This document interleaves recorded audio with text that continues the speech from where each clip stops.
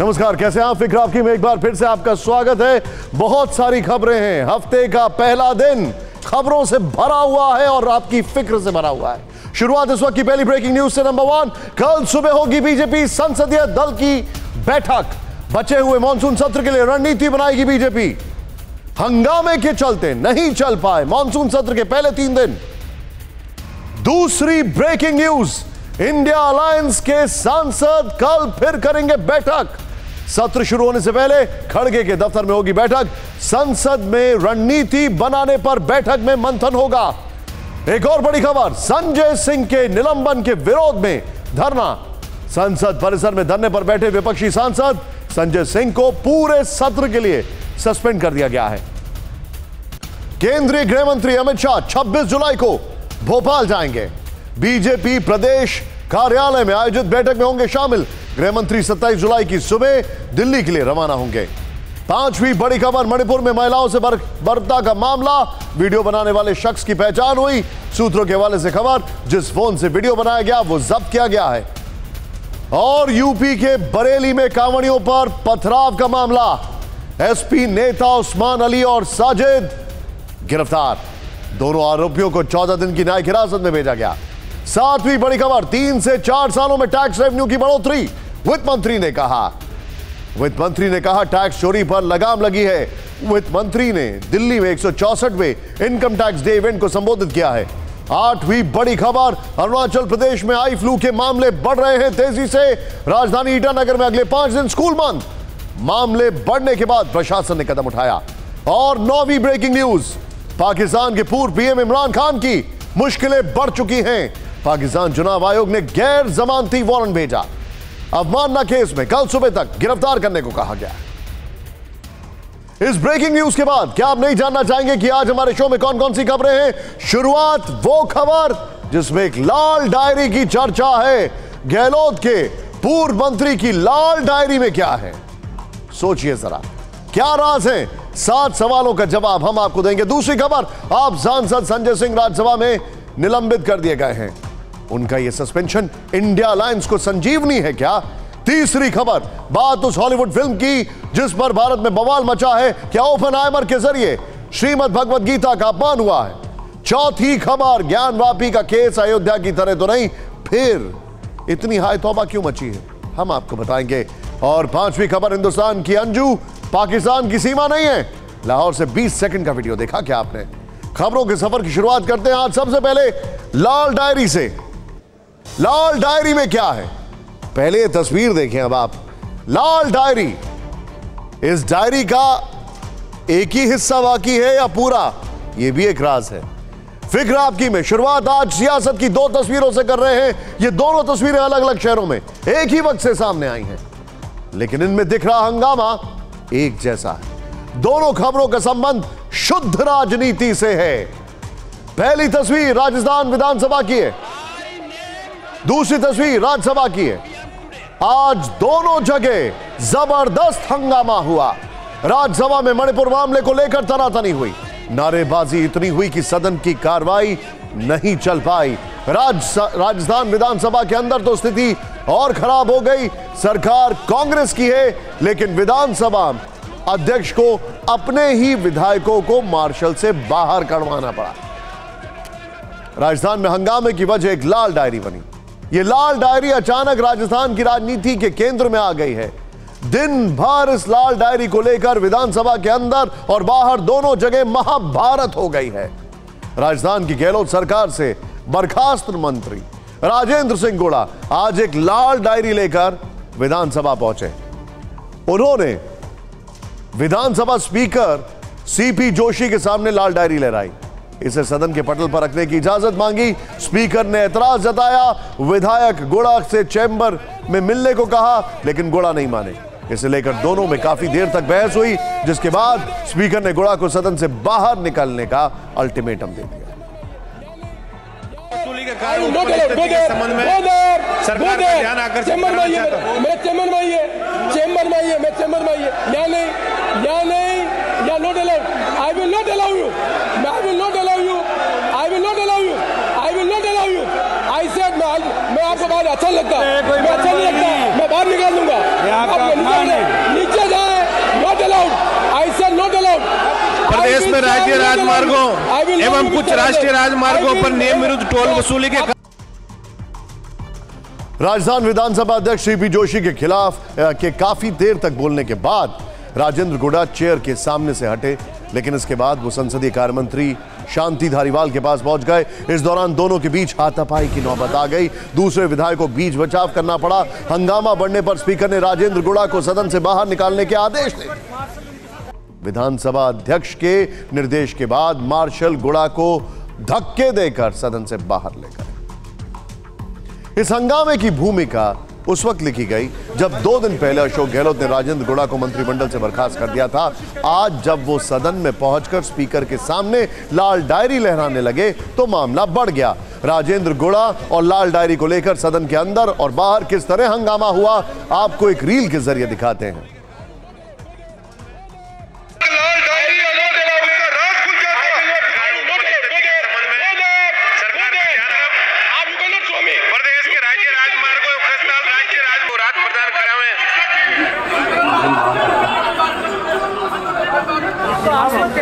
Martial रोक रहे हैं आपको, मार्शल रोक रहे हैं। आपको क्यों रोक रहे हैं? गुड़ा साहब क्यों रोक रहे हैं? इनसे पूछो क्यों रोक रहे हैं? कर दी जा रही है।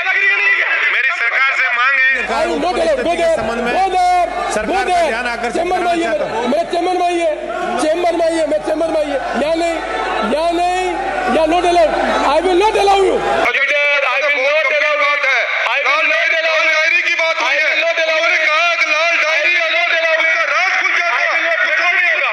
मैं आपको बात अच्छा लगता, मैं अच्छा नहीं लगता, मैं बाहर निकाल दूंगा। सदन की कार्रवाई स्थगित की जाती है, सदन की कार्रवाई स्थगित की जाती है। मेरे कांग्रेस के साथ 5 साल लोगों ने मेरे गुस्से मारे। हाल दिए तो 2-3 मंत्री थे, लाट भी 1-2 गुस्से में 2-4 लाट मारे। धारीवाल जी भी थे क्या? धारीवाल जी भी मारा। इंटरेस्टिंग बात यह है कि नवंबर 2022 में भी इन्होंने इस लाल डायरी का जिक्र किया था। राजस्थान के मौजूदा सियासी घमासान के 2 किरदार हैं, पहले राजेंद्र गुड़ा और दूसरी लाल डायरी। हम आपको लाल डायरी के बारे में बताएंगे, लेकिन पहले आपको बता दें कि आखिर अचानक चर्चा में आए राजेंद्र गुड़ा हैं कौन। राजेंद्र गुड़ा झुंझुनू जिले के उदयपुर वाटी विधानसभा से विधायक है। गुड़ा 2008 में पहली बार बीएसपी से चुनाव लड़कर जीते थे। 2008 में उन्होंने बीएसपी विधायकों के साथ गहलोत सरकार को समर्थन दिया था। मुख्यमंत्री अशोक गहलोत ने गुड़ा को राज्य मंत्री बनाया था। 2018 में गुड़ा फिर विधानसभा चुनाव जीते और गहलोत सरकार को समर्थन दिया। 1 साल बाद सितंबर 2019 में गुड़ा सहित बीएसपी के 6 विधायक कांग्रेस में शामिल हो गए। अशोक गहलोत ने गुड़ा को दूसरी बार मंत्री बनाया, लेकिन मणिपुर मामले में उनके एक बयान से नाराज होकर अशोक गहलोत ने उन्हें बर्खास्त कर दिया, जिसके बाद गुड़ा लाल डायरी लेकर मैदान में आ गए। सवाल खड़ा यह होता है कि गुड़ा ने हाल ही में ओवैसी साहब से मुलाकात भी की है, उसके पीछे की कहानी क्या है? लाल डायरी को लेकर इस वक्त राजस्थान से दिल्ली तक राजनीति हो रही है। लाल डायरी को लेकर कई सवाल पूछे जा रहे हैं। TV9 भारतवर्ष ने कांग्रेस विधायक राजेंद्र गुड़ा से एक्सक्लूसिव बातचीत की है। गुड़ा से हमने वो सवाल पूछे जिनके जवाब हर कोई जानना चाहता है। आपको लाल डायरी से जुड़े 7 बड़े सवालों के जवाब राजेंद्र गुड़ा की जुबानी सुना।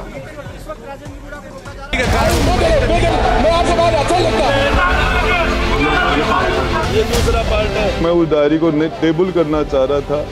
अध्यक्ष जी से मैं बोलने के लिए अनुमति मांग रहा था कि मुझे बोलने की इजाजत दी जाए। मुझे नीचे गिरा लिया, सारे लोग मेरे ऊपर पड़ गए। सिविल लाइंस में वो धर्मेंद्र जी हमारे आरटीडीसी के चेयरमैन हैं, उनके घर के अंदर ये डायरी थी। उस टाइम वहाँ सर्च चल रहा था और वहाँ से डायरी मुख्यमंत्री जी ने निकलवाई थी। रामलाल जी हमारे साथ थे जो अब रेवेन्यू मिनिस्टर हैं। एक वो धीरज गुर्जर जी कांग्रेस के नेता हैं और वहाँ लाठी चार्ज भी हुआ था। धीरज गुर्जर की लाठियाँ भी लगी थी और गेट टूटे थे, जालियाँ कटी थी, ऊपर से डायरी को नीचे पटका था। इसी तरीके से डायरी निकली थी। इस पार्ट के अंदर आपके सारे काले कारनामे जो लोगों ने आपने विधायकों को खरीदा, किस किस एमएलए को राज्यसभा में आपने निर्दलीयों को क्या क्या दिया, किस किस को प्रलोभन दिया, क्रिकेट के चुनाव में आपने क्या क्या काले कारनामे किए पैसे दे दे के, वो सारी चीजें अभी खुलासा मैं आगे भी करूंगा। सारा का सारा आर्थिक लेन देन तो 2 नंबर में हुआ।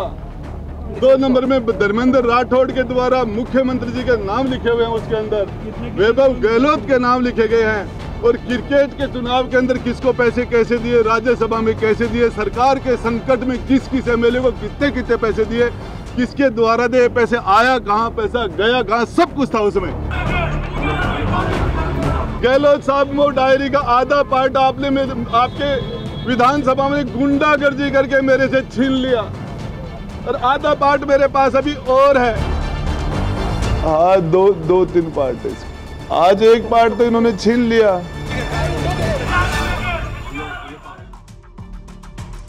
ये आधा पार्ट छीनने पर इतने दुखी हो रहे हैं, तो क्या इसका मतलब है कि उसमें कुछ लोगों के हस्ताक्षर भी हैं? वरना डायरी तो फिर से लिखी जा सकती है ना। ऐसा क्या है उसमें? अब आपके मन में सवाल होगा कि आखिर इस लाल डायरी का पूरा किस्सा क्या है। वास्तव में अब तक गहलोत सरकार के बर्खास्त मंत्री राजेंद्र गुड़ा के दावे लाल डायरी में दफन हैं। गुड़ा का दावा है कि लाल डायरी में मुख्यमंत्री अशोक गहलोत के पैसों के लेन देन की डिटेल दर्ज है। दावा है कि लाल डायरी में विधायकों की खरीद फरोख्त का ब्यौरा है। गुड़ा का आरोप है कि डायरी में जुलाई 2020 में विधायकों से लेन देन के बारे में लिखा है। यह वही वक्त था जब सचिन पायलट समर्थक विधायकों के साथ गुरुग्राम चले गए थे। गुड़ा आरोप लगा रहे हैं कि डायरी में विधानसभा में फ्लो टेस्ट पास करवाने के लिए बीजेपी विधायकों की खरीद फरोख्त का हिसाब है। गुड़ा का दावा है कि लाल डायरी में राज्यसभा चुनाव के दौरान विधायकों को दिए गए पैसों का हिसाब भी लिखा है। दावा है कि डायरी में मुख्यमंत्री गहलोत के बेटे वैभव गहलोत को राजस्थान क्रिकेट एकेडमी यानी आरसी अध्यक्ष पद पर चुनाव जिताने के लिए किन किन लोगों को कितना पैसा दिया, यह डिटेलिंग है जो लाल डायरी राजेंद्र गुड़ा दिखा रहे हैं। जब उसे टीवी 9 भारत संवाददाता ध्वज आर्य ने देखा तो उसमें कई मंत्री विधायकों के साथ कुछ सीनियर IAS IPS के नाम दिखे, जिनके आगे किस पद में किसे कब और किस मद में किसे कब और कितना पैसा दिया गया उसकी डिटेल है। हालांकि राजेंद्र गुड़ा ने लाल डायरी की कॉपी देने से मना कर दिया। गुड़ा कह रहे हैं कि समय आने पर इसका खुलासा किया जाएगा। गुड़ा का कहना है कि अगर यह डायरी सामने आ गई तो मुख्यमंत्री अशोक गहलोत जेल जाएंगे। मुख्यमंत्री गहलोत पर आरोप उन्हीं के पूर्व मंत्री ने लगाए हैं, विधायक कांग्रेस का है। इसीलिए बीजेपी को बैठे बिठाए गहलोत और कांग्रेस पर अटैक करने का मौका मिल गया। इस मामले पर कैसे राजनीति हो रही है यह भी आपको देखना चाहिए। मैं आपको बात अच्छा लगता है। ऐसा दृश्य नहीं देखा। कल तक जो सरकार के अंग थे, कल तक जिनको जो राज्य मंत्री थे, उनको यकायक बर्खास्त किया गया। और जब सदन जानना चाहा, उस लाल डायरी का राज जानना चाहा, तो जिस प्रकार की मारपीट का वातावरण बना, मैंने मेरे संसदीय जीवन में इस प्रकार का काम नहीं देखा। विरोध इस बात का था कि सारी की सारी जो ये लाल डायरी वाला किस्सा बताया जा रहा है, ये भारतीय जनता पार्टी के साथ मिलकर के ये षड्यंत्र रचा गया है। उनके खुद के राजस्थान के खुद एक मंत्री ने विधानसभा में खड़े होकर कहा कि मणिपुर की तरफ मत देखिए, अपने गरिमा में झांकिए। हम यानी कांग्रेस सरकार राजस्थान में फेल हो गई है महिला सुरक्षा के अंदर। तो बीजेपी तो खुद फेल हो गई, इसलिए बीजेपी कहीं ना कहीं कांग्रेस के अंदर से गलतियां ढूंढती है। लाल डायरी में किस तरीके के लोगों के राज थे, वो राज बाहर आए, ये मांग विपक्ष की थी, ये मांग सभी लोगों की थी। राजस्थान की जनता भी जानना चाह रही। अच्छा, राजेंद्र गुड़ा कहते हैं कि इसमें 100-200 करोड़ नहीं, करीब 500 करोड़ का लेन देन है। यह भी वो कह रहे हैं। राजस्थान में इस साल के आखिर में विधानसभा चुनाव हैं, इसीलिए लाल डायरी ने कांग्रेस की मुश्किलें बढ़ा दी हैं। जयपुर से दिल्ली तक कांग्रेस में हड़कंप है। सब जानते हैं कि भारतीय राजनीति में जब जब डायरी सामने आई है तब तब सत्ता हिली है। सबसे पहले आपको हवाला डायरी के बारे में बताते हैं। 1995-96 में SK जैन की डायरी से सियासी तूफान खड़ा हुआ था। डायरी में 115 लोगों को 65 करोड़ 47 लाख रुपए के लेन देन की डिटेल थी। बिरला डायरी अक्टूबर 2013 में आईटी और सीबीआई के आदित्य बिरला ग्रुप की कंपनियों पर छापों में डायरी मिली थी। डायरी में 25 करोड़ रुपए के लेन देन का ब्यौरा मिला था। सहारा डायरी भी बड़ा मुद्दा बना। नवंबर 2014 में आईटी ने सहारा समूह की कुछ कंपनियों पर छापे मारे। छापे में कंप्यूटर स्प्रेडशीट और नोटशीट बरामद हुई। 137 करोड़ रुपए के लेन देन की डिटेल लिखी थी। हेश के डायरी ने भी देश में राजनीतिक माहौल गरमा दिया था। दिसंबर 2016 में अगस्ता वेस्टलैंड हेलीकॉप्टर डील में बिचौलिए हेशके की डायरी मिली थी। डायरी में 12 करोड़ रुपए के लेन देन का हिसाब लिखा था। इस सब के बीच में राजधानी में विधानसभा के अंदर हंगामा हुआ तो संसद में मॉनसून सत्र के तीसरे दिन दोनों सदनों में मणिपुर पर शोर शराबा हुआ। इसी दौरान राज्यसभा में एक बड़ी घटना हुई। आम आदमी पार्टी के सांसद संजय सिंह को पूरे मॉनसून सत्र के लिए निलंबित कर दिया गया। सुबह सदन में जब कार्रवाई चल रही थी और सांसद सवाल जवाब कर रहे थे, तब आप सांसद सभापति के आसन के पास आकर जोर जोर से बोलने लगे। उन्हें हाथ दिखाकर कुछ कहते नजर आए। सभापति जगदीप धनखड़ ने इस दौरान उन्हें सीट पर जाकर बैठने के लिए कहा, लेकिन संजय सिंह नहीं माने। इसके बाद सभापति के नेता सदन पीयूष गोयल से उन्हें सस्पेंड करने का प्रस्ताव लाने के लिए कहा और कुछ सेकंड के भीतर प्रस्ताव ध्वनिमत से पारित हो गया। इस पूरे प्रकरण ने सदन के अंदर और बाहर एनडीए वर्सेस इंडिया की लड़ाई को कैसे नहीं धार दी है, पहले यह बताने से पहले राज्यसभा के अंदर जो पूरा घटनाक्रम हुआ वो देखते हैं।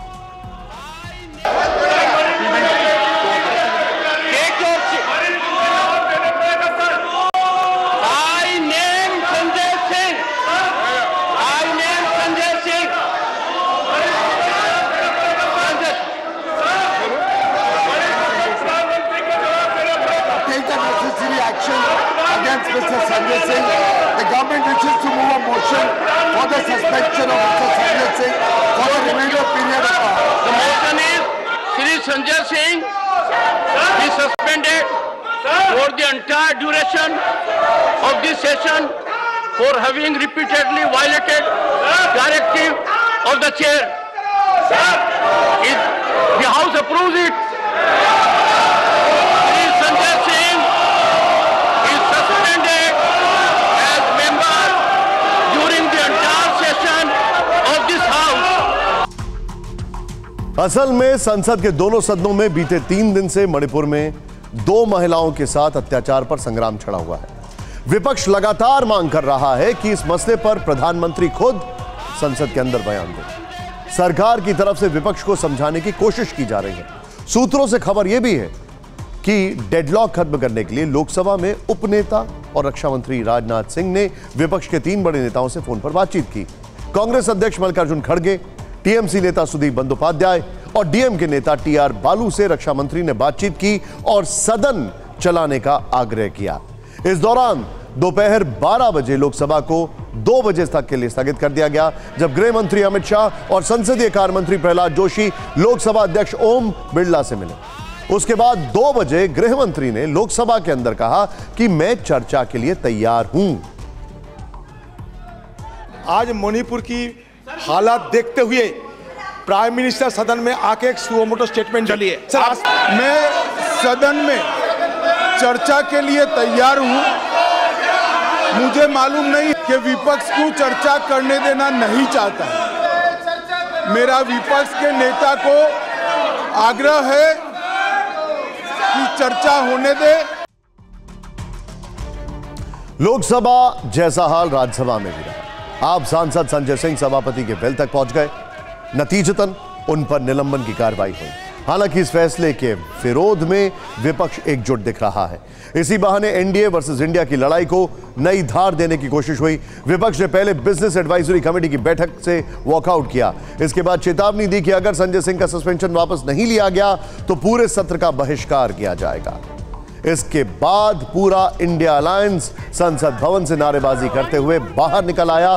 सरकार के खिलाफ सदन के बाहर हल्ला बोला, सत्ता पक्ष के खिलाफ जमकर नारेबाजी की, गांधी प्रतिमा के सामने धरना दिया।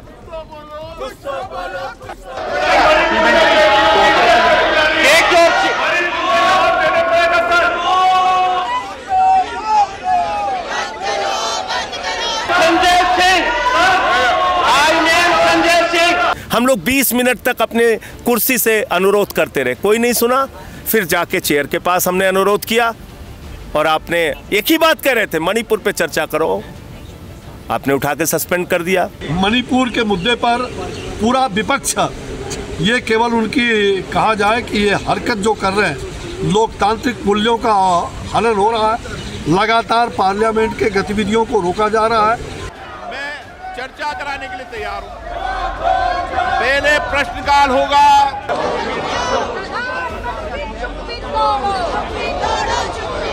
पूरा विपक्ष एकजुट है, हम विपक्ष के किसी भी सांसद के सस्पेंशन के खिलाफ हैं। विपक्ष चर्चा से भाग रहा है, विपक्ष चर्चा नहीं करना चाहता क्योंकि विपक्ष को ये लगता है कि चर्चा होगी तो उनको उत्तर जो उसका है उसको स्वीकार करना मुश्किल हो जाएगा। आप चर्चा करना चाहते हैं, चर्चा नहीं करना चाहते। इंडिया अलायंस जब से बनकर आया है वहाँ पे एक डर का माहौल बन गया है, क्योंकि जो सत्ता पक्ष सोच रही थी कि हम लोग एक साथ नहीं आएंगे, हम जनता के मुद्दे नहीं उठाएंगे, वो कहीं ना कहीं उससे उनको सेटबैक मिला, इसलिए डिफेंसिव हैं। गृह मंत्रालय की ओर से मणिपुर में कानून व्यवस्था के संदर्भ में देश के माननीय गृह मंत्री जी दोनों सदनों में चर्चा के लिए तैयार हैं।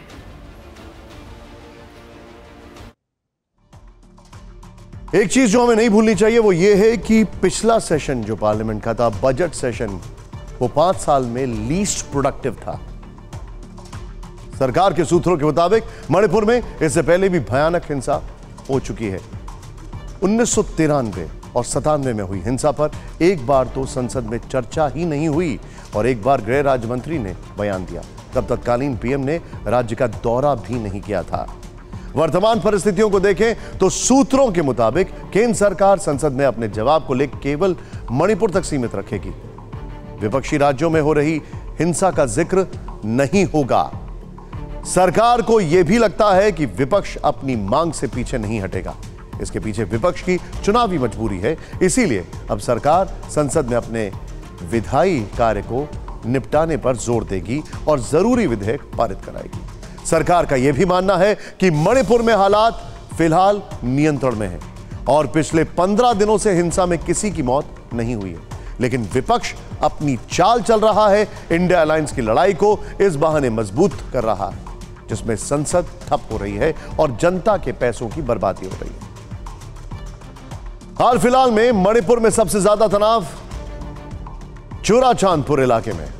यहां 2 दिन पहले भी हिंसा भड़की थी, फायरिंग और आगजनी की घटनाएं भी हुई थी।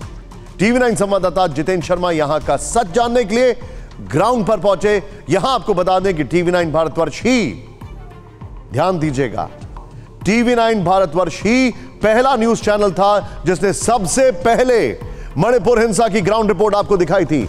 एक बार फिर हमारी टीम मणिपुर में मौजूद है। इस बार यहां एक हैरान करने वाली तस्वीर दिखी। कुकी समुदाय के लोग हथियार लहराते हुए 2 ट्रकों पर सवार दिखे। उनकी पर्सनल आर्मी दिन दहाड़े पेट्रोलिंग करती नजर आई। हमारी टीम को यहां 2 जुलाई की एक और बर्बर वारदात के बारे में पता चला। उस दिन उपद्रवियों ने डेविड नाम के एक व्यक्ति का सिर धड़ से अलग कर दिया था। मणिपुर का डेविड अब हमारे बीच नहीं है। 2 जुलाई को उसकी निर्ममता से हत्या कर दी गई। हत्या के आरोपी ने हाथ में उसका सिर लेकर खुलेआम नुमाइश की थी। कुकी समाज में खौफ पैदा करने की कोशिश की थी। ये तस्वीर भी हमारे पास है। अपराध की संवेदनशीलता को देखते हुए हम ये पूरी तस्वीर आपको नहीं दिखा पा रहे हैं। इस बर्बर वारदात के बारे में टीवी 9 संवाददाता जितेंद्र शर्मा को चुराचांदपुर पहुंचकर पता चला। यहाँ उनकी मुलाकात मृतक डेविड के भाई से हुई। सुनिए खौफ की वो पूरी कहानी जो उन्होंने दर्द के साथ बयां की।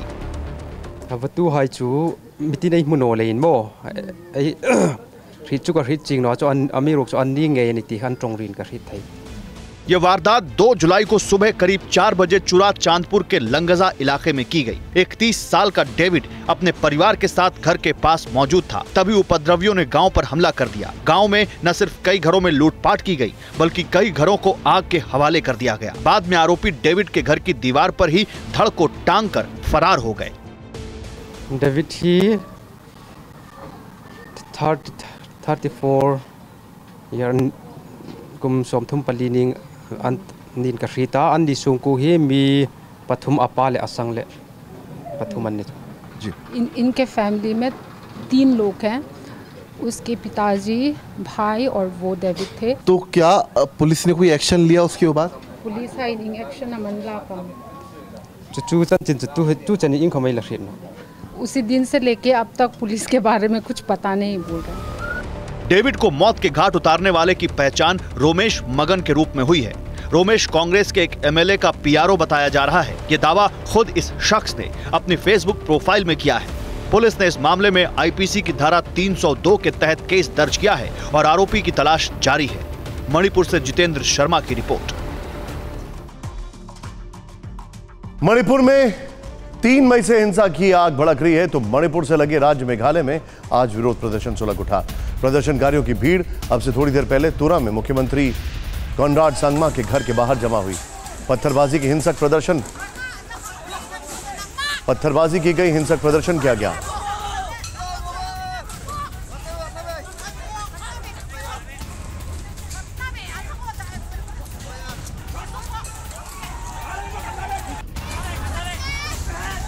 जवाब में प्रदर्शनकारियों पर आंसू गैस के गोले छोड़े गए। हमारे पास वहां से आगजनी की तस्वीरें भी आ रही हैं। जिस समय प्रदर्शन हुआ उस समय मुख्यमंत्री अपने दफ्तर में थे। मेघालय में झगड़ा कुकी और मेथई जैसा नहीं बल्कि यहां तुरा को विंटर कैपिटल बनाने की मांग कई दिनों से उठ रही है जो आज हिंसक हो गई।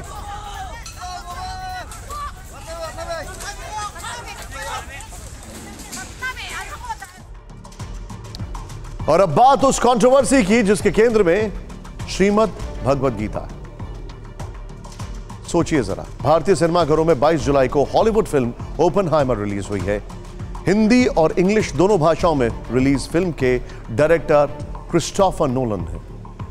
180 मिनट की यह फिल्म दुनिया के सबसे पहले परमाणु बम बनाने वाले वैज्ञानिक जे रॉबर्ट ओपनहाइमर की बायोपिक है। ओपनहाइमर के बारे में हम आपको आगे बताएंगे, लेकिन पहले बात उस विवाद की जो इस फिल्म के एक सीन को लेकर उठा है। पर्दे पर उतरने के 24 घंटे के भीतर ही फिल्म के एक सीन पर सोशल मीडिया में विवाद शुरू हो गया।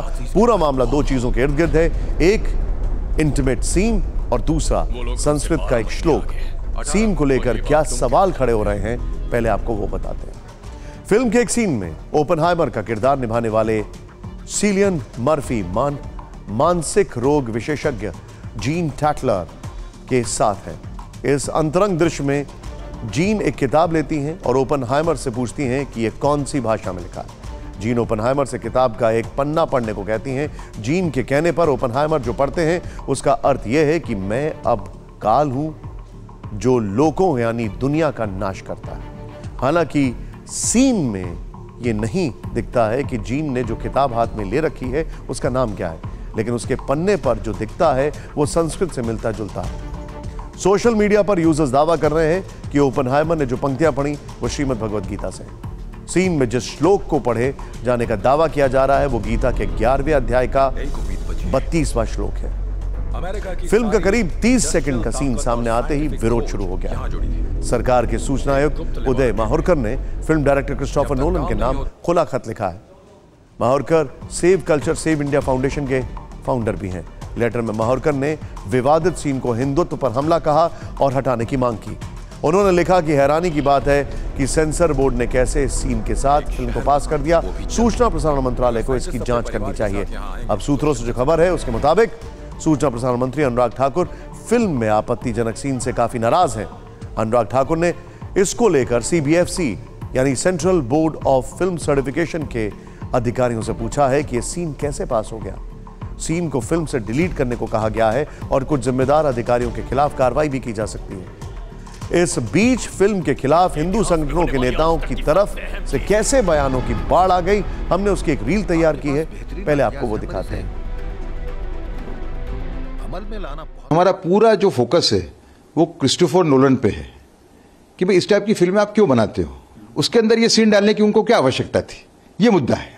अगर वो ये सीन को नहीं हटाते हैं तो हमें फिर कड़ी कार्रवाई करनी पड़ेगी। अगर फिल्म सर्टिफिकेशन बोर्ड ने इसको मान्यता दी है तो किस आधार पर दी, क्या इसमें इतनी डिटेल जानकारी ली गई कि नहीं ली गई? सेंसर बोर्ड को चाहिए कि इसको रोके और इस दृश्य को उस जो ओपनहाइमर पिक्चर है उससे हटावे। आपका फ्रीडम ऑफ एक्सप्रेशन है, लेकिन फ्रीडम ऑफ एक्सप्रेशन का मतलब ये नहीं कि आप किसी दूसरे समुदाय को दुख दे, उनको आहत करें। क्रिएटिव फ्रीडम होनी चाहिए, लेकिन रिलीजियस सेंसिटिविटी भी होनी ही चाहिए। यह फिल्म अमेरिका के मशहूर वैज्ञानिक जूलियस रॉबर्ट ओपेनहाइमर की जिंदगी और उनके परमाणु बम के आविष्कार की कहानी पर बनी है। ओपेनहाइमर को लेकर वैसे तो कई किस्से कहानियां चर्चित हैं, लेकिन विवाद सामने आने के बाद उनकी गीता के प्रति लगाव वाली स्टोरी काफी ट्रेंड कर रही है। आपको भी ये जरूर देखनी चाहिए। ओपेनहाइमर की गीता में आस्था थी, ये एक अलग बात है, लेकिन अगर फिल्म में ग्रंथ के अपमान का दावा सही है तो ऐसा कहीं से भी जायज नहीं है। अभिव्यक्ति की आजादी और क्रिएटिव फ्रीडम के नाम पर किसी भी धर्म की भावना का ख्याल रखा जाना चाहिए। और अब बात ज्ञानवापी परिसर मामले की, जो पिछले 4 दिन से पूरे देश में चर्चा का विषय बना हुआ है। वाराणसी से लेकर दिल्ली तक आज इस मुद्दे पर 2 डेवलपमेंट हुए हैं। डिस्ट्रिक्ट कोर्ट के सर्वे के आदेश को सुप्रीम कोर्ट में चुनौती दी गई। हालांकि जब तक सुनवाई शुरू होती तब तक एएसआई की टीम सर्वे के लिए पहुंच चुकी थी, वो भी सुबह 7 बजे तक। प्रशासन ने चाक चौबंद सुरक्षा व्यवस्था की थी। 2000 से ज्यादा जवान तैनात थे ताकि कहीं कोई विवाद खड़ा ना हो। इसके बाद 40 लोगों की टीम ज्ञानव्यापी परिसर में दाखिल हुई और जांच पड़ताल शुरू की। अलग अलग हिस्सों में जाकर उन्होंने कुछ सैंपल जुटाए, वीडियोग्राफी की। 3 घंटे तक परिसर को नापा गया, कुछ पत्थरों और ईंटों की ऊंचाई मापी गई। लेकिन इस दौरान सुप्रीम कोर्ट में मुस्लिम पक्ष की अपील पर बहस शुरू हो गई। अदालत के अंदर उन्होंने दावा किया कि एएसआई की टीम ने वहां पर खुदाई शुरू कर दी है, लेकिन एएसआई ने बताया कि कोई खुदाई नहीं की गई है, सिर्फ वीडियोग्राफी, मैपिंग और रेडार मैपिंग होगी। जीपीआर का इस्तेमाल किया जा रहा है। दोनों पक्षों की दलील सुनने के बाद उच्चतम न्यायालय ने 26 जुलाई शाम 5 बजे तक के लिए सर्वे पर अंतरिम रोक लगा दी है, यानी तब तक वाराणसी में सर्वे का काम नहीं होगा। सुप्रीम कोर्ट ने कहा कि हाई कोर्ट स्टे खत्म होने से पहले सुनवाई करे और ज्ञानवापी सर्वे पर अंतरिम रोक इसलिए लगाई ताकि मुस्लिम पक्ष को हाई कोर्ट में अपील करने के लिए समय मिल सके। कोर्ट ने एएसआई के बयान को रिकॉर्ड पर लिया कि 31 जुलाई तक वहां पर खुदाई नहीं होगी, यानी अब मुस्लिम पक्ष इलाहाबाद में याचिका दाखिल करेगा और वहां से यह फैसला होगा कि आगे क्या होने वाला है। वहाँ पे सिर्फ और सिर्फ रेडार के जरिए सर्वेक्षण किया जा रहा है, मेजरमेंट किया जा रहा है, मैपिंग की जा रही है, जिससे स्ट्रक्चर को कोई डैमेज नहीं पहुंचने वाला है। पर अंजुमन इंतजामिया के जो पक्ष था, उन्होंने बार बार ये कहा कि हमें कुछ समय चाहिए और खुदाई हो जाएगी, बहुत डैमेज हो जाएगा। कोर्ट उस पर जो ऑर्डर करती है तब उस पर सुप्रीम कोर्ट अपना कोई फाइंडिंग देगा। हाँ, रिवीजन मेरा कल परसों में फाइल हो जाएगा। यहां यह समझना जरूरी है कि आखिर वाराणसी की जिला अदालत ने अपने आदेश में क्या लिखा है, ज्ञानवापी परिसर में सर्वे की वजह क्या बताई है। इस वक्त स्क्रीन पर आप उसी ऑर्डर की कॉपी देख रहे हैं जो शुक्रवार को आया है। जज ने साफ लिखा है कि एएसआई के डायरेक्टर विस्तार से प्लॉट नंबर 9130 की वैज्ञानिक जांच करवाएं। इसके लिए वो जीपीआर सर्वे, खुदाई, डेटिंग मेथड और दूसरे आधुनिक तकनीकों का इस्तेमाल करें और यह पता लगाएं कि क्या अभी तक ढांचा पहले से मौजूद किसी हिंदू मंदिर के ऊपर तो नहीं बनाया गया। इस सर्वे में वजू खाना जो है, यानी वो जगह जहां शिवलिंग होने का दावा है, वो हिस्सा शामिल नहीं है, क्योंकि इसके वैज्ञानिक सर्वेक्षण करवाने पर अभी सुप्रीम कोर्ट की रोक है। इसीलिए आज सर्वे से पहले ही सुबह सुबह हिंदू पक्ष के सभी याचिकाकर्ता भी ज्ञानवापी परिसर पहुंचे। एएसआई की टीम के आने से पहले वो बेहद उत्साहित थे। उन्हें पूरी उम्मीद है कि अब सारे तथ्य सामने आ जाएं।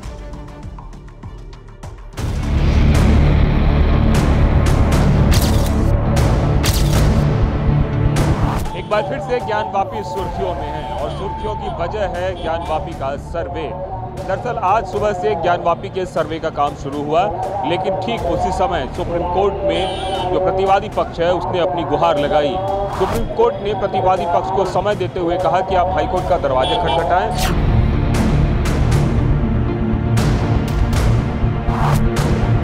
बहुत खुश है आज हम लोग सबने रात भर सोए नहीं है। इतना खुशी था हम लोग को कि हम लोग जाएंगे। जो कुछ पिछले पिछले कमीशन में नहीं मिला था, वो इस कमीशन सर्वे में हम लोग को मिलेगा देखने के लिए। अभी कुछ जो अब हम लोग के आस्था के साथ विज्ञान भी जुड़ने जा रहा है। बहुत उम्मीद है, पूरा उम्मीद है, तो सत्य सामने आना शुरू हो जाएगा। ज्ञानवापी के साथ अयोध्या की भी चर्चा शुरू हो गई है, दोनों की तुलना होने लगी है। लेकिन क्यों? आपको बता दें कि अयोध्या में कई चीजें स्पष्ट नहीं थी, लेकिन यहां तथ्य क्लियर हैं। इसके लिए हमें दोनों मामलों को समझना होगा। अयोध्या में क्लियर नहीं था कि बाबरी मस्जिद किसी हिंदू मंदिर के ढांचे पर बनी है या नहीं। यह भी क्लियर नहीं था कि बाबरी ढांचे के नीचे श्री राम जन्मभूमि है या नहीं। इसका कोई लिखित सबूत भी मौजूद नहीं था। इसीलिए अदालत ने हिंदू पक्षों के दावों की सच्चाई जानने के लिए एएसआई सर्वे को जरूरी माना था। लेकिन वाराणसी के ज्ञानवापी मस्जिद केस में स्थिति अलग है। यहां लिखित सबूत हैं कि विश्वनाथ मंदिर को तोड़ा गया। फिर ज्ञानवापी में यह क्लियर है कि इसकी दीवारें हिंदू मंदिर की। फिर इस बात के ऐतिहासिक प्रमाण है कि विश्वनाथ मंदिर को 17वीं सदी में मुगल राजा औरंगजेब के शाही फरमान के बाद तोड़ा गया। यह फरमान आज भी कोलकाता के रॉयल एशियाटिक लाइब्रेरी में मौजूद है। इसीलिए ज्ञानवापी के मंदिर होने के दावे की तुलना अयोध्या की बाबरी मस्जिद से नहीं किया जा सकता। वैसे इस मुद्दे पर यूपी से दिल्ली तक सियासत भी खूब गर्मा रही है। हमने उस पर एक रील तैयार की है जो कि आपको जरूर देखनी चाहिए। परेशान हो सकता है, परास्त नहीं हो सकता। शिव ही सत्य हैं। ओम नमः शिवाय, हर हर महादेव। पूरी उम्मीद है कि हाई कोर्ट में हम लोगों की बात सुनी जाएगी और कानून के मुताबिक जो फैसला होगा, जाहिर सी बात है, वो किया जाएगा। महादेव स्वयं बता देंगे कि मैं ही हुआ और मैं ही था और मैं ही हूँ अभी भी, और मेरा रूप बदला गया या जो भी है, वो सब बातें सामने आएंगी।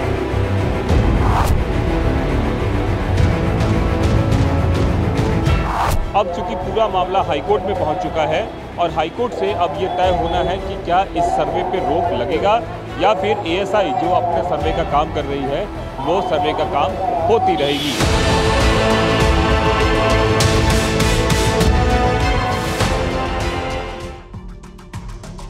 आपको बता दें कि मुस्लिम पक्षकार के इलाहाबाद हाईकोर्ट पहुंचने से पहले हिंदू पक्ष ने वहां केवियट दाखिल कर दी है। यह याचिका सर्वे के समर्थन में दी गई है। याचिकाकर्ता राखी सिंह ने अपील की है कि अगर उच्च न्यायालय में जिला जज की फैसले को चुनौती दी जाती है तो बगैर उनको सुने कोई फैसला नहीं दिया जाए।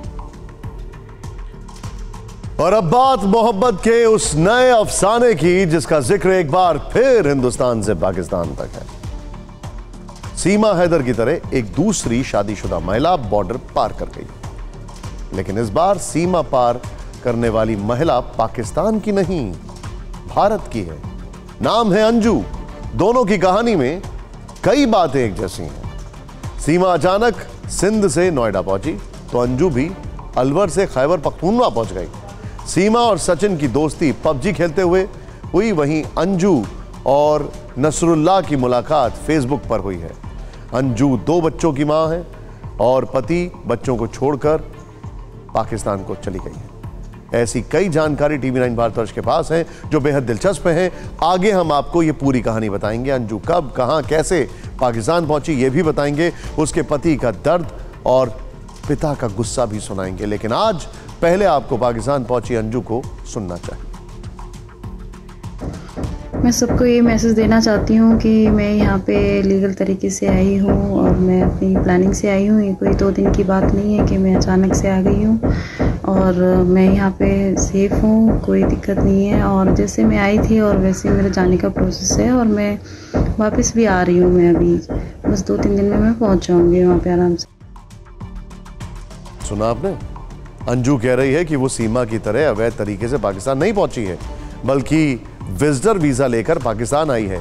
सीमा भले ही पाकिस्तान नहीं जाना चाहती है, लेकिन अंजू 2-3 दिन में हिंदुस्तान लौट रही है।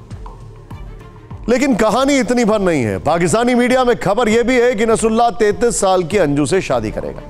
वहां दोनों की सगाई भी हो सकती है और अंजू सगाई के बाद ही इंडिया वापस आएगी। अब सवाल है कि क्या नसरुल्लाह और अंजू की सगाई पाकिस्तान में तय है? क्या अंजू अपने दोनों बच्चे और पति को छोड़ देगी या फिर क्या अंजू भारत ही नहीं लौटेगी? इन सभी सवालों के जवाब तलाशने हमारी टीम अंजू के घर अलवर पहुंची। यहां सवाल हमने अंजू के पति अरविंद से भी पूछे, इस दौरान वो कई बार भावुक हो गए।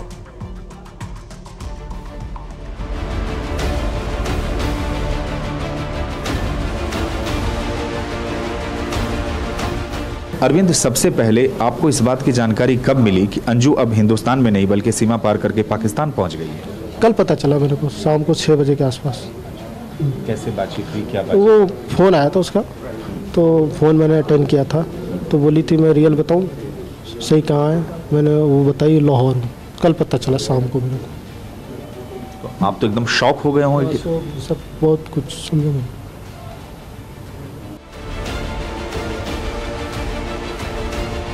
और ऐसे घर से कितने दिनों पहले निकली थी, क्या क्या या बृहस्पतिवार के दिन की बात है। अच्छा, क्या बोल के निकली थी आपको? तो वो बोली थी कि जयपुर जाऊंगी घूमने का, सहेली रहती है उसी के यहाँ रहूंगी। जो नसरुल्ला नाम के शख्स की बात सामने आ रही, इनके बारे नसरुल्ला के बारे में आप जानते हैं या अंजू ने जब आपसे बातचीत की तो उन्होंने बताया कि वो क्यों पाकिस्तान आई? नहीं, कुछ ये नहीं बताई मेरे को, नहीं ये कुछ नहीं बताई। वो बोली दोस्त क्या है, मैंने सहेली क्या, यही बात हुई है। ये तो बोल के गई थी, लेकिन जब उन्होंने ये बताया कि वो लाहौर में जैसा आप बता रहे हैं, तो क्या कुछ उन्होंने बताया? तो आपने पूछा कि भाई मैंने वहाँ क्यों गए, किस मिलने गए, तब उन्होंने क्या बताया? कि यहाँ मीडिया में बात चल रही है और यहाँ फैमिली अच्छी है, कोई दिक्कत नहीं है, घबराने की कोई बात नहीं है। और मैंने कहा शादी कर रही है, कह रही ना शादी तो नहीं कर रही मैं।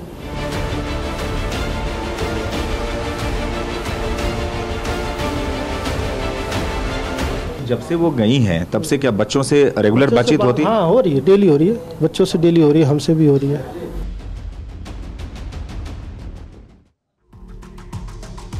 अब इस पूरे मामले में सरकार और स्थानीय प्रशासन भी अलर्ट है। आज सुबह ही सीआईडी और आईबी के अधिकारी अरविंद के घर पहुंचे, परिवार के लोगों से भी पूछताछ की, अंजू के बारे में डिटेल जानकारी ली गई। अलवर पुलिस का भी कहना है कि वो इस मामले पर नजर बनाए हुए हैं। हमारी टीम से बात करते हुए भी अरविंद ने कहा है कि अंजू के लौटते ही वो पुलिस में शिकायत दर्ज करेगा ताकि मामले की पूरी जांच हो सके। अरविंद ने ही बताया कि अंजू से उसकी शादी 2007 में हुई थी। वो ईसाई है जबकि अंजू हिंदू है। अरविंद खुद एक कंपनी में काम करते हैं जबकि अंजू 2 व्हीलर कंपनी में कर्मचारी है। उनका परिवार मूल रूप से उत्तर प्रदेश के बलिया का रहने वाला है जबकि पत्नी मध्य प्रदेश के ग्वालियर की रहने वाली है। ऐसे में आज हमारी एक टीम ग्वालियर में अंजू के गांव गई। वहां हमने उसके पिता से बात की, उन्होंने क्या कहा सुनिए। हम क्या कहना चाहेंगे, हमारा कोई संपर्क नहीं है, हम तो शादी कर दिया, बेटी जाने दामाद जाने। जब से शादी किया है वो उसने अपनी शनकपना नहीं छोड़ा है, जो दिल में आता है करता है, जो मर्जी करता है, मतलब मेंटली डिस्टर्ब है वो लड़की। और अब फिक्र आपकी में एक ऐसी खबर जिसके बारे में आपको जानना जरूर चाहिए। इस खबर का वास्ता आपकी कमाई और बचत से है, लेकिन पैसे बचाने के चक्कर में कहीं आप किसी बड़ी मुश्किल में ना फंस जाएंगे। इसीलिए हम आपको एक जानकारी देना चाहते हैं। फर्जी बिल और दस्तावेज लगाकर रिफंड का दावा करने वाले लोगों पर आयकर विभाग सख्त कार्रवाई करने जा रहा है। फर्जी रेंट की पर्चियां, डोनेशन और दूसरे फर्जी बिल लगाकर रिफंड का दावा करने वाले tax payer income tax department के रेडार पर है। खासतौर से वेतनभोगी लोगों पर आयकर विभाग की कड़ी नजर है।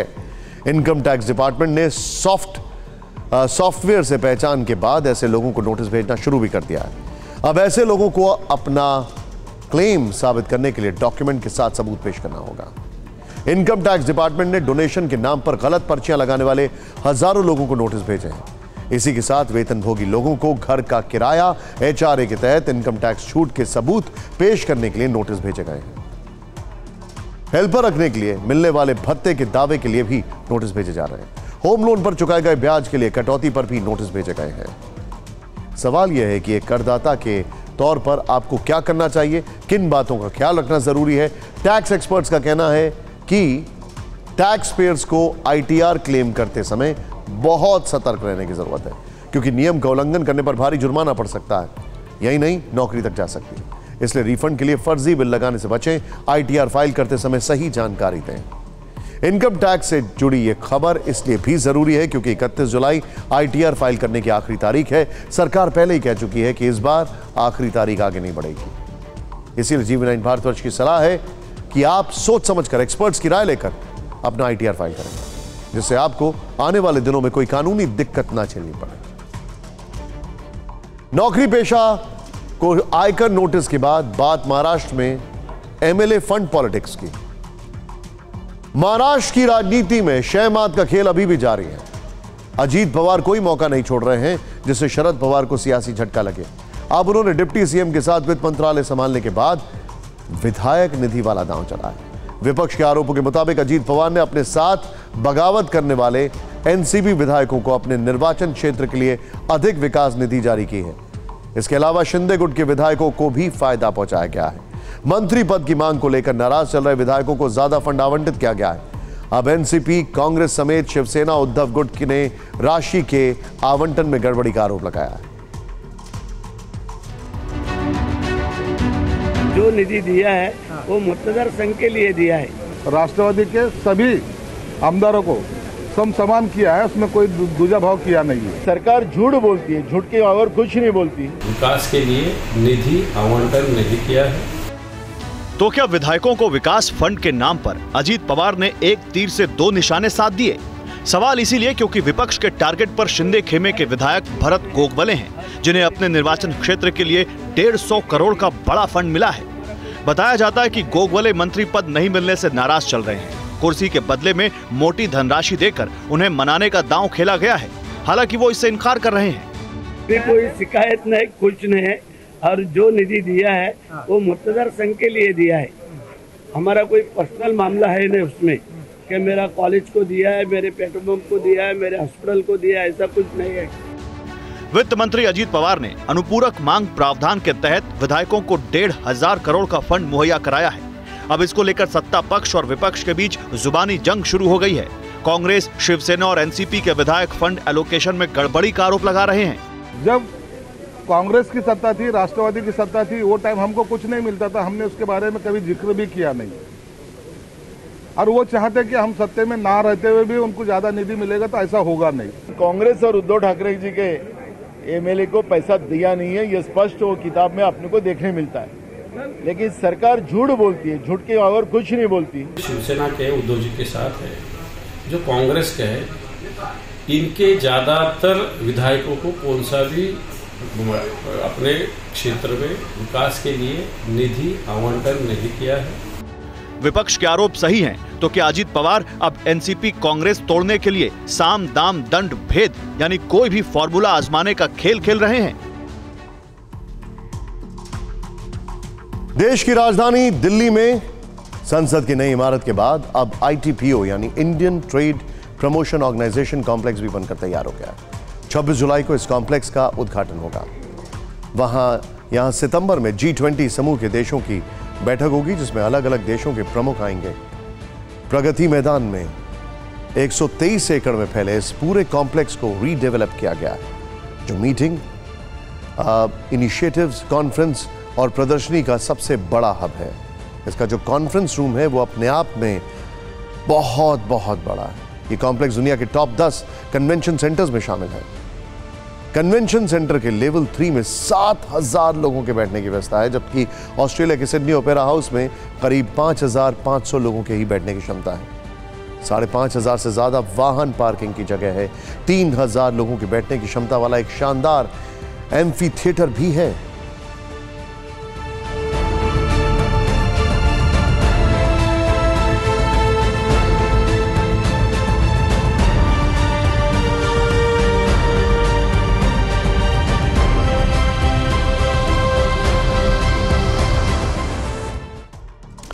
वो कहते हैं ना अंग्रेजी में, doesn't get bigger than this.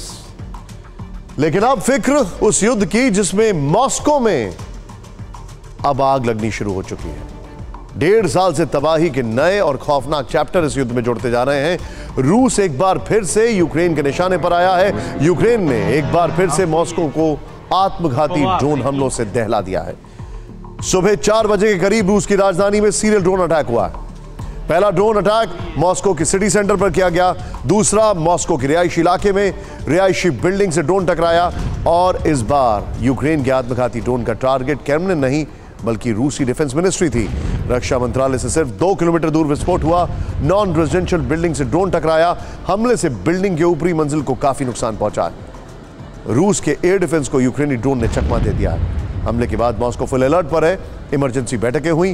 रूस ने यूक्रेन को चेतावनी दी है, लेकिन यहां समझने वाली बात कुछ और है।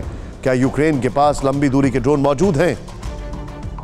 अगर हैं तो वो ड्रोन यूक्रेन को कौन दे रहा है? क्या यूक्रेन अब ड्रोन के दम पर युद्ध लड़ेगा?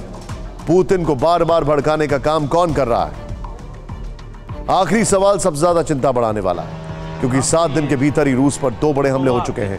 मॉस्को पर ड्रोन हमला आज हुआ, 2 यूक्रेनी ड्रोन हमले में कामयाब रहे, जबकि 17 जुलाई को क्रीमिया ब्रिज पर भी यूक्रेन का हमला हुआ था। वहां पर अंडर वाटर ड्रोन से हमला किया गया था, सरफेस ड्रोन जिसे कहते हैं। 9 महीने में दूसरी बार यूक्रेन के क्रेच ब्रिज पर अटैक हुआ है। इसके अलावा सिर्फ मॉस्को पर अटैक की बात करें तो इसी साल यूक्रेन ने इसकी पूरी सीरीज बना ली है। आज के अटैक को मिला दें तो 4 महीने में 7वीं बार ड्रोन अटैक हुआ है।